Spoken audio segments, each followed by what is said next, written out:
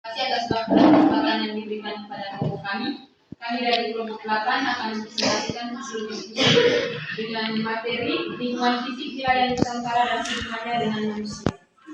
Oke, baik. Dalam presentasi kita kali ini saya bagi dalam 3 sesi. Sesi yang pertama sesi perkenalan dan pemaparan materi, sesi yang kedua sesi diskusi, dan sesi yang ketiga pengambilan kesimpulan. Perkenalkan, nama lengkap saya Maria Akundanuri. Berdirinya saya di sini, saya sebagai moderator yang akan memandu berjalannya presentasi kita kali ini sekaligus materi pertama. Saya tidak sendiri, saya bersama rekan saya. Perkenalkan, nama saya Maria. Di sini saya sebagai pemateri. Saya Maria Agundanuri. Di sini saya sebagai pemateri ketiga. Saya Lucia Agundanuri. Di sini saya sebagai pemateri ketiga. Oke, baik. Langsung kita ke pemaparan materi. Indonesia merupakan negara kepulauan yang memiliki keragaman bentuk muka bumi, baik di daratan maupun di dasar laut. Selain keragaman bentuk muka bumi, Indonesia juga diberkaya dari letak geografis maupun letak astronomis. Letak astronomis berpengaruh terhadap iklim, sementara letak geografis berpengaruh terhadap keadaan alam maupun penduduknya. Definisi lingkungan fisik wilayah Nusantara. Lingkungan fisik wilayah Nusantara adalah semua elemen alam yang membentuk kondisi geografis dan ekosistem di kawasan kepulauan Indonesia. Lingkungan fisik ini meliputi berbagai aspek seperti topografi, iklim tropis, hidrologi, serta vegetasi alami. Ada beberapa definisi lingkungan fisik wilayah Nusantara menurut para ahli. Yang pertama ada Otto Suemardoto. Menurut beliau, lingkungan fisik adalah segala sesuatu di sekitar manusia yang berhubungan langsung dengan alam termasuk udara, air, tanah, dan energi matahari. Lingkungan fisik ini menciptakan kondisi yang memungkinkan kehidupan berbagai makhluk hidup di suatu wilayah. Yang berikut menurut Emil Salim Emil. Salim Emil mendefinisikan lingkungan fisik sebagai elemen-elemen alam yang terdiri dari faktor abiotik dan biotik yang berinteraksi dan mendukung kehidupan di wilayah Nusantara. Elemen-elemen ini berperan dalam menjaga keseimbangan ekosistem yang khas dengan iklim tropis dan wilayah kepulauan. Ada beberapa tujuan utama dari lingkungan fisik. Yang pertama, menunjang kehidupan sosial dan ekonomi. Yang kedua, menjaga keanekaragaman hayati. Yang ketiga, melindungi dari bencana alam, sumber daya air yang berkelanjutan. Yang kelima, mempertahankan fungsi ekologis. Dan yang terakhir, mendukung kearifan lokal. Sekian pemaparan dari saya serahkan kepada Di sini saya lanjutkan dengan materi gambaran umum wilayah Nusantara. Gambaran umum wilayah Nusantara merujuk pada kawasan kepulauan yang luas dan strategis di Asia Tenggara yang mencakup negara Indonesia, Timor Leste dan sebagian Malaysia, Brunei serta Filipina. Wilayah ini dikenal dengan keragaman geografi, budaya dan keanekaragaman hayati yang sangat tinggi. Di sini ada gambaran umum wilayah Nusantara. Yang pertama, geografi, kedua topografi dan keanekaragaman alam, ketiga iklim, keempat keanekaragaman hayati, kelima sumber daya alam, yang keenam budaya dan masyarakat, yang ketujuh sejarah dan peradaban, kedelapan perekonomian dan kesembilan tantangan dan peluang. Yang pertama, geografi. Nusantara adalah salah satu wilayah kepulauan terbesar di dunia, terdiri dari lebih dari 17 pulau yang tersebar di sepanjang khatulistiwa dengan sekitar 6.000 pulau yang dihuni. Wilayah ini terletak di persimpangan dua samudra, yaitu Samudra Pasifik di sebelah utara dan Samudra Hindia di sebelah selatan, serta di antara dua benua, yaitu benua Asia dan Australia. Yang kedua, topografi dan keanekaragaman alam. Secara topografis, Nusantara memiliki bentang alam yang sangat beragam. Beberapa bagian wilayah ini terdiri dari pegunungan vulkanik dengan banyak gunung berapi aktif, seperti di Pulau Jawa dan Sumatera, yang membentuk bagian dari cincin api Pasifik. Yang ketiga, iklim. Iklim di Nusantara adalah iklim tropis dengan suhu yang relatif hangat sepanjang tahun dan memiliki dua musim utama, yaitu musim hujan dari sekitar November hingga Maret dan musim kemarau dari April hingga Oktober. Yang keempat, keanekaragaman hayati.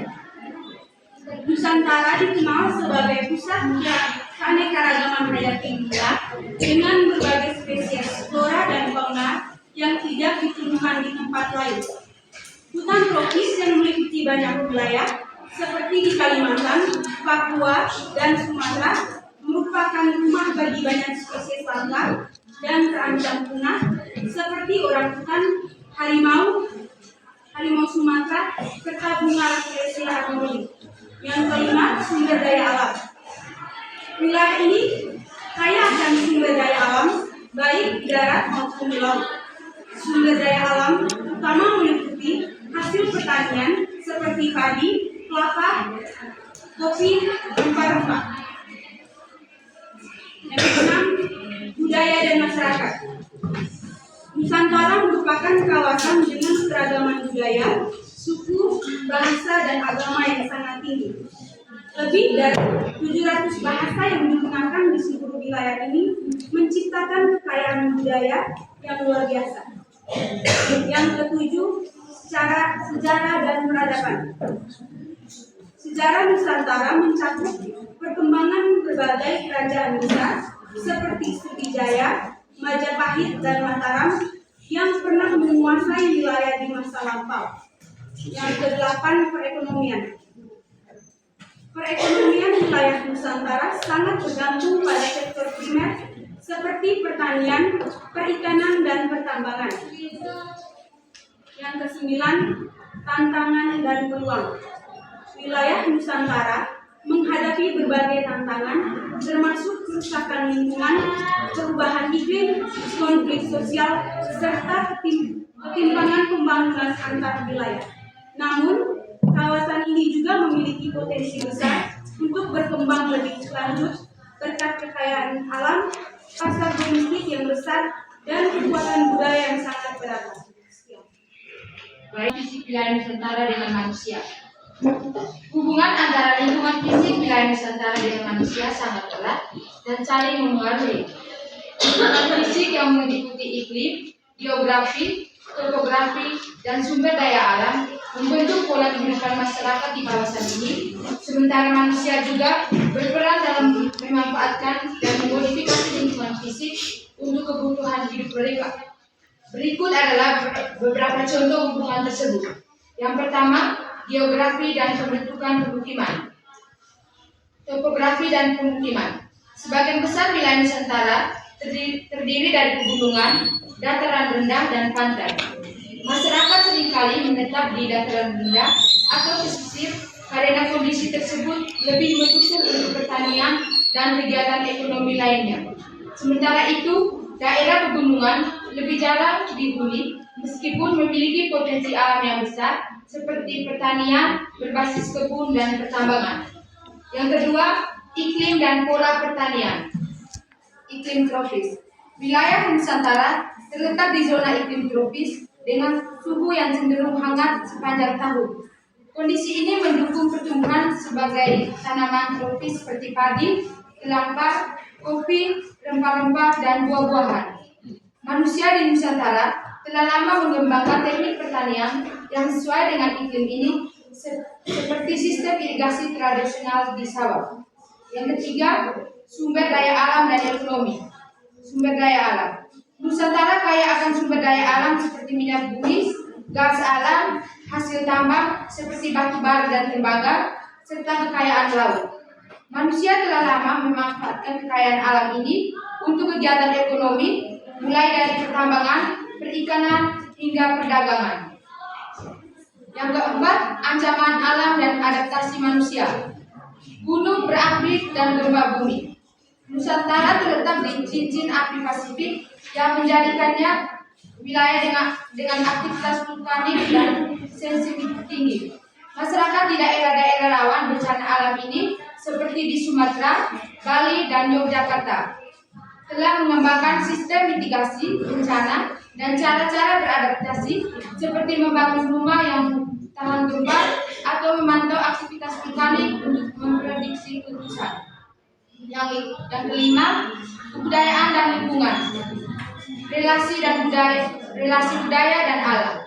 Masyarakat Nusantara memiliki hubungan kultural yang sangat dekat dengan lingkungan alam.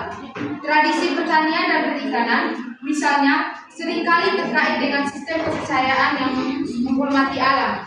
Beberapa komunitas seperti suku Dayak di Kalimantan atau suku Baduy di Banten masih menjaga kearifan lokal dan berinteraksi dengan alam dengan mengatur pemanfaatan sumber daya alam secara berkelanjutan. Sekian. Baik, materi tentang upaya mitigasi yang dilakukan masyarakat untuk mengatasi masalah lingkungan yang dihadapi di wilayah Nusantara. Upaya mitigasi yang dilakukan oleh masyarakat di wilayah Nusantara untuk mengatasi masalah lingkungan beragam dan tergantung pada jenis masalah yang dihadapi, seperti kerusakan lingkungan, bencana alam, serta perubahan iklim. Berikut adalah beberapa contoh upaya mitigasi yang dilakukan oleh masyarakat untuk mengatasi masalah lingkungan di Nusantara. Yang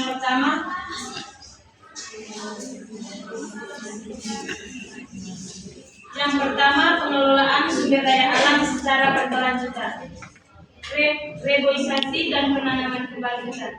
Di banyak daerah seperti di Sumatera dan Kalimantan, masyarakat melakukan reboisasi untuk mengembalikan fungsi hutan yang telah rusak akibat penebangan liar dan kebakaran hutan.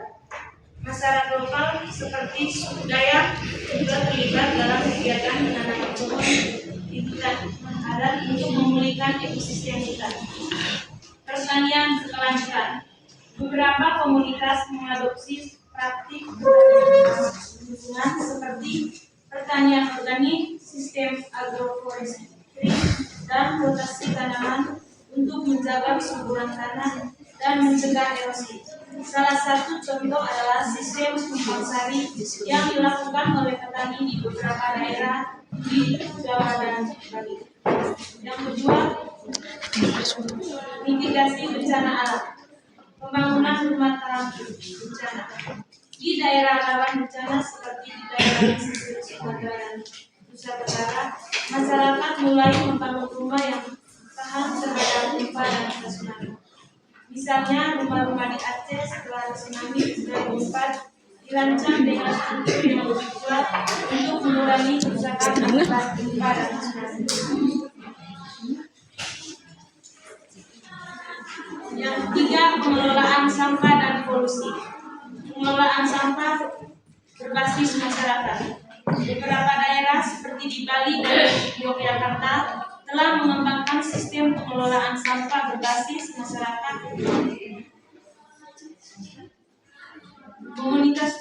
Komunitas setempat memprakarsai program daur ulang, pengomposan, dan pengurangan sampah plastik. Gerakan Zero Waste juga semakin populer di beberapa kota besar di Indonesia yang mendorong perubahan perilaku konsumsi masyarakat untuk mengurangi sampah. Yang keempat, konservasi laut dan pesisir. Restorasi terumbu karang. Di beberapa wilayah pesisir seperti di Bali, Sulawesi, dan Maluku, masyarakat melakukan restorasi terumbu karang untuk memulihkan ekosistem laut yang rusak akibat aktivitas manusia dan perubahan iklim. Kelompok-kelompok nelayan dan komunitas pesisir berperan dalam melestarikan terumbu karang melalui program pemulihan dengan penanaman karang buatan. Yang kelima, perubahan kebiasaan untuk menghadapi perubahan iklim. Pengelolaan air yang efisien. Mengingat ketergantungan pada pertanian dan ketersediaan air, beberapa komunitas di wilayah kering seperti Nusa Tenggara mulai mengembangkan sistem irigasi hemat air seperti sistem irigasi tetes dan pengumpulan air hujan untuk pertanian. Yang keenam, pendidikan dan kesadaran lingkungan. Pendidikan lingkungan di sekolah dan komunitas. Banyak sekolah dan lembaga masyarakat yang menyelenggarakan program pendidikan lingkungan untuk meningkatkan kesadaran tentang pentingnya menjaga alam. Program-program ini termasuk pelatihan tentang pentingnya melestarikan hutan, menjaga keberagaman hayati, dan pengurangan polusi. Upaya yang dilakukan masyarakat di wilayah Nusantara sangat bervariasi, tergantung pada tantangan lingkungan yang dihadapi. Melalui berbagai inisiatif berbasis komunitas seperti pengelolaan sumber daya alam yang berkelanjutan, pembangunan infrastruktur tahan bencana, restorasi ekosistem, pengelolaan sampah, dan inovasi lingkungan. Masyarakat Nusantara berusaha menggunakan dan sektor swasta sangat penting dalam mewujudkan mitigasi yang efektif dan berkelanjutan. Sekian penyampaian materi dari kelompok kami. Selanjutnya saya buka sesi tanya jawab. Untuk sesi ini saya batasi dengan 3 penanya saja. Kepada teman-teman yang ingin bertanya, saya persilakan. Baik, terima kasih atas waktu dan kesempatannya. Di sini saya akan bertanya tentang iklim dan pola pertanian. Jadi saat ini di Indonesia perubahan iklim dan suhu sangat tidak stabil. Jadi saya ingin bertanya, apa yang dilakukan oleh para petani untuk menghadapi perubahan iklim dan suhu yang tidak stabil saat ini dalam meningkatkan hasil panen? Sekian dan terima kasih. Oke, jadi baik, terima kasih atas waktu dan kesempatan yang diberikan kepada saya.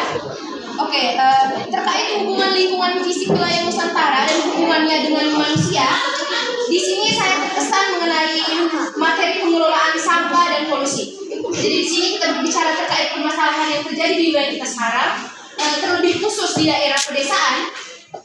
Pertanyaan saya di sini, kira-kira selain cara mengatasi permasalahan tersebut seperti apa yang sudah dijelaskan oleh teman-teman tadi, dapatkah teman-teman memberikan contoh kegiatan lain yang dapat membantu mengurangi serta mengatasi permasalahan tersebut? Buanglah sampah pada tempatnya.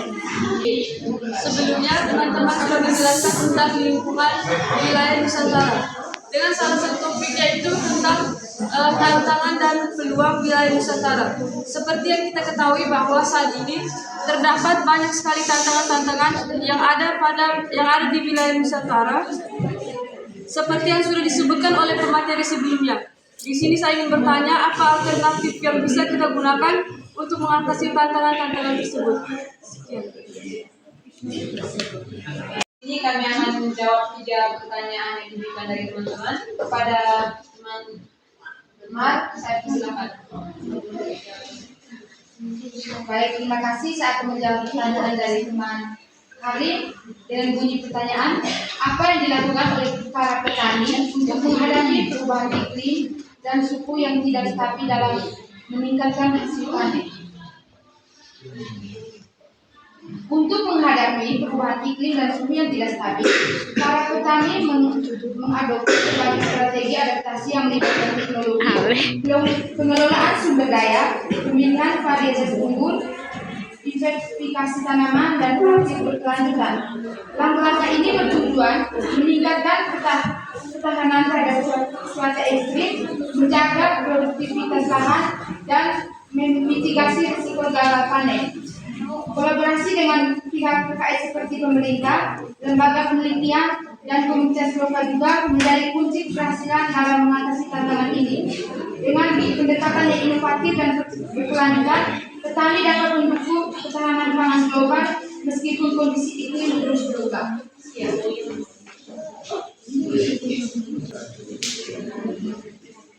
Untuk teman Karin, bagaimana dengan jawaban? Mungkin ada kesalahan? Terima kasih, jawabannya saya terima. Terima kasih. Terima kasih dokter.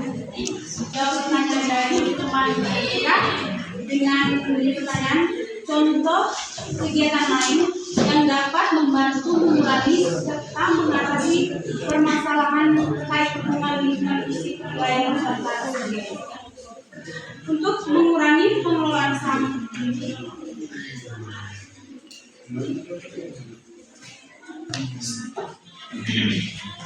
Yang berkaitan dengan sampah dan polusi.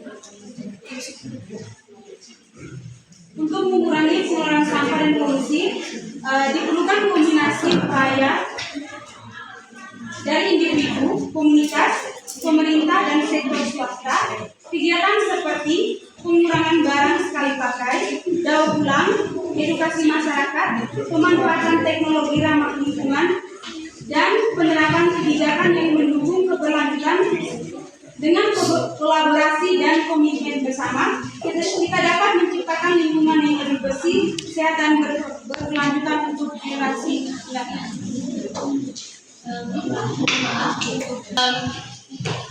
Pertanyaan yang saya berikan itu berbeda jauh dari jawaban yang pernah dijawab barusan. Ini pertanyaan saya itu mengenai cara mengatasi permasalahan sampah, terlebih khusus daerah pedesaan, yang dari teman-teman sendiri inisiatif, gitu. Kegiatan yang memang dikembangkan dan dibuat dari teman-teman sendiri. Selain yang saya tahu ini seperti bakti, terus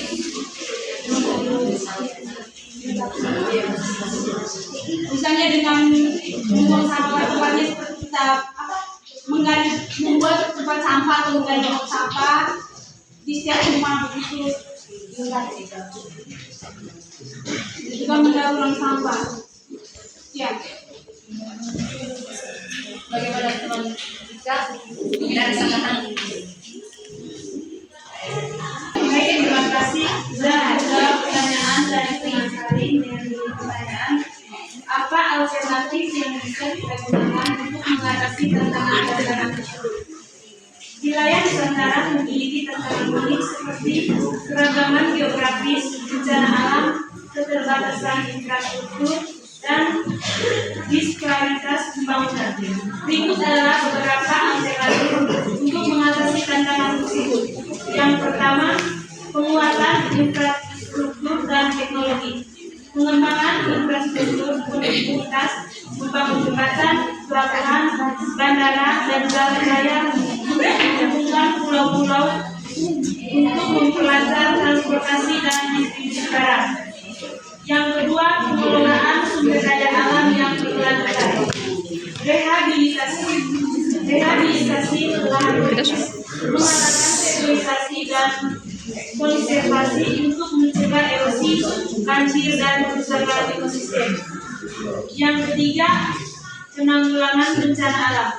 Penguatan sistem peringatan dini, meningkatkan teknologi deteksi dini untuk bencana seperti gempa bumi, tsunami, dan erupsi gunung berapi. Yang keempat, pembangunan ekonomi inklusif. Pengembangan ekonomi lokal, meningkatkan produksi berbasis potensi lokal seperti kerajinan, pertanian, dan perikanan. Terima kasih. Bagaimana teman kali? Tidak ada sambungan. Terima kasih. Baik, yang terakhir sesi pengambilan kesimpulan mengenai lingkungan fisik wilayah Nusantara dan hubungannya dengan manusia adalah bahwa lingkungan fisik yang beragam seperti pegunungan, laut, hutan, dan iklim tropis mempengaruhi kehidupan manusia di Indonesia secara signifikan. Kondisi geografis ini menciptakan keragaman sumber daya alam yang dapat dimanfaatkan oleh manusia serta menentukan pola hidup dan adaptasi masyarakat. Misalnya, daerah pesisir mengandalkan kegiatan perikanan, sementara daerah pegunungan lebih banyak mengandalkan pertanian dan pertambangan. Selain itu, iklim tropis dengan curah hujan tinggi mempengaruhi pola pertanian dan distribusi penduduk. Hubungan ini mencerminkan saling ketergantungan antara manusia dan lingkungan fisik yang dapat berdampak pada keberlanjutan sumber daya alam dan kualitas hidup bermasyarakat. Sekian presentasi dari kelompok kami. Terima kasih.